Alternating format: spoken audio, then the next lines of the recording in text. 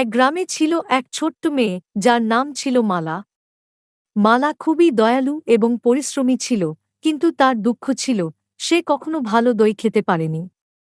তার মা সব সময় বলতেন, এখন আমাদের পক্ষে দই কেনা সম্ভব নয়, তবে একদিন তুমি নিজেই দই বানাতে পারবে। একদিন মালা ঠিক করল সে চেষ্টা করবে দই বানানোর। সে সারা দিন মাঠে কাজ করল এবং রাতে মাকে সাহায্য করে দই তৈরির প্রক্রিয়া শিখতে লাগল। কিছুদিন পর মালা তার মনের স্বাদ পূর্ণ করতে একটি পাত্রে দই তৈরি করে। অবশেষে একদিন মালা মাকে আনন্দিত করে নিজের তৈরি দই তাকে উপহার দিল। মা দেখে খুব খুশি হলেন এবং বললেন, তুমি শুধু দই বানালে না, তুমি আমাদের একমাত্র অমূল্য সঙ্গী হয়ে উঠলে।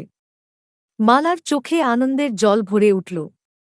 সে বুঝতে পারল পরিশ্রম আর ভালোবাসার মাধ্যমে যে কোনো কষ্টের কাজকে সহজে আনন্দে পরিণত করা যায়।